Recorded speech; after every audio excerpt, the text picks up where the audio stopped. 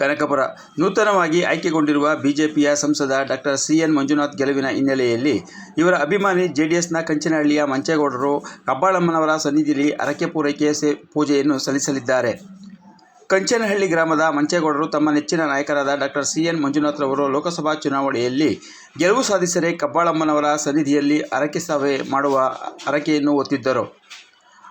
ಅದರ ಅಂಗವಾಗಿ doctor CN. ಮಂಜುನಾಥ್ರವರು 2 ಲಕ್ಷಕ್ಕೂ ಅಧಿಕ ಮತಗಳಿಂದ ಗೆಲುವು ಸಾಧಿಸಿದ್ದರು. ಇವರ ಅಭಿಮಾನಿ ಕಂಚನಹಳ್ಳಿಯ ಮಂಚೇಗೌಡ ತಮ್ಮ ಅಪಾರ ಜೆಡಿಎಸ್ ಹಾಗೂ ಬಿಜೆಪಿ ಸ್ನೇಹಿತರೊಡಗೂಡಿ ಈ ದಿನ ಕಬ್ಬಾಳಮ್ಮನವರ ಸನ್ನಿಧಿಯಲ್ಲಿ ಅಮ್ಮನವರಿಗೆ ವಿಶೇಷ ಪೂಜೆ ಸಲ್ಲಿಸಿ ಬಂದ ಎಲ್ಲ ಅಭಿಮಾನಿಗಳಿಗೆ ಔತಣಕೂಟದ ವ್ಯವಸ್ಥೆಯನ್ನು ಹಮ್ಮಿಕೊಂಡಿದ್ದಾರೆ.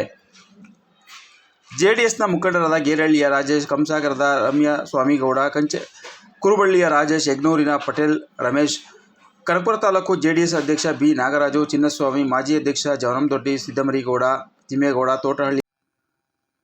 ತೋಟಹಳ್ಳಿಯ ಲೋಕೇಶ್, ಕಬ್ಬಾಳೇಗೌಡ, ಸಾತ್ನೂರು ಚಂದ್ರು ಸೇರಿದಂತೆ ತಾಲೂಕಿನ ಅನೇಕ ಬಿಜೆಪಿ ಹಾಗೂ ಜೆಡಿಎಸ್ ಮುಖಂಡರು ಡಾಕ್ಟರ್ ಸಿ.ಎನ್. ಮಂಜುನಾಥ್ ಹಾಗೂ ಅವರ ಪತ್ನಿ ಅನಸೂಯಮ್ಮನವರ ಕಾರ್ಯಕ್ರಮಕ್ಕೆ ಆಹ್ವಾನಿಸಿದ್ದು, ಅವರು ಇಂದು ಕಬ್ಬಾಳು ಗ್ರಾಮಕ್ಕೆ